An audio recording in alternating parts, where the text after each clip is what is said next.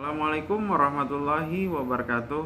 Perkenalkan, nama saya Ihsan. Saya peserta Latsar CPNS Puslatbang KDOD Angkatan 14. Saya dari instansi Politeknik Negeri Balikpapan. Di sini saya akan mereview sedikit tentang isu kontemporer yang telah dijelaskan oleh Bapak Muhammad Haris Rahmadi. Sebelum kita masuk ke materi, maka kita harus tahu apa sih itu isu. Isu memiliki dua pengertian. Yang pertama adalah suatu masalah yang harus kita tanggapi atau bisa kita diskusikan. Yang kedua itu adalah isu adalah perkataan yang belum pasti benar, misalnya bisa jadi desas-desus misalnya. Cuma untuk kali ini kita ambil yang masalah yang dikemukakan untuk ditanggapi.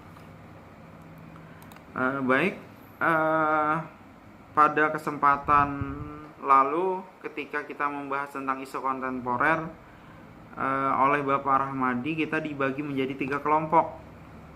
Kelompok pertama itu membahas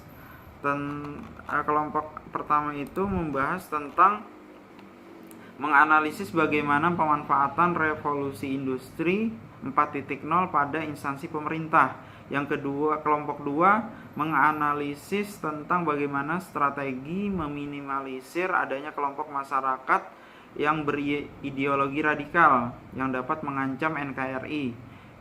Yang ketiga atau kelompok 3 menganalisis strategi untuk meminimalisir peredaran narkoba atau narkotika di wilayah Kalimantan. Baik, kondisi saat ini untuk narkoba di tingkat dunia menurut United Nations Office on Drug and Crime bahwa 271 jiwa atau sekitar 271 juta jiwa atau sekitar 5,5% penduduk dunia itu pernah mengkonsumsi narkoba antara umur 15 sampai 64 tahun. Kemudian adapun isu-isu terkini, yaitu pada tahun rentang 2011 sampai dengan 2019 itu mengalami penurunan. Bisa kita lihat pada tahun 2011 itu jumlahnya sekitar 2,23%. Sedangkan pada tahun 2017 itu 1,77%, dan pada 2019 itu menjadi 1,80% atau naik sekitar 0,03%. Yang kedua adalah peredaran di perbatasan Kalimantan. Yang ketiga adalah mahasiswa menjadi pengedar dan ditangkap itu di daerah Nunukan. Yang keempat adalah lahan yang dijadikan tempat penanaman ganja. Adapun penyebab mudahnya narkotika itu masuk ke Kalimantan, yang pertama adalah banyaknya jenis narkotika dan zat adiktif yang beredar. Yang kedua, kurangnya pengawasan dan keamanan di perbatasan dan wilayah di Indonesia. Yang ketiga, petugas perbatasan yang masih bisa disogok. Jadi masih banyaklah petugas aparat keamanan itu yang masih bisa disuap. Yang keempat, kurangnya lapangan pekerjaan akhirnya menjadi pengedar. Dan yang kelima, kurangnya ketahanan keluarga.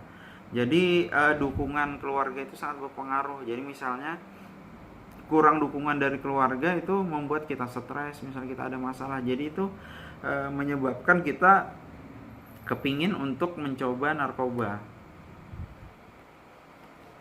Kemudian adapun strategi optimalisasi untuk pencegahan, yaitu dari segi pemerintahan, yaitu mengadakan sosialisasi terkait jenis narkoba yang baru misalnya, atau mengoptimalkan peran-peran ibu-ibu PKK, Pak RT, Pak RW atau Satgas anti narkoba dari pemerintah daerah misalnya. Kemudian dari sisi pencegahan, dari sisi pendidikan, bisa kita melakukan pembelajaran melalui sharing knowledge, misalnya penelitian terkait dampak dari narkotika terhadap ekonomi dan sosial, jadi seperti itu. Kemudian bisa dengan pengabdian kepada masyarakat dan dalam mengajak mahasiswa untuk magang atau menjadi duta anti narkoba. Kemudian Dari sisi masyarakat, kita bisa menciptakan lingkungan yang sadar akan bahaya narkotika dari lingkup paling awal, yaitu adalah keluarga. Jadi mungkin itu saja yang dapat saya sampaikan terkait isu kontemporer khususnya untuk narkoba. Terima kasih. Assalamualaikum warahmatullahi wabarakatuh.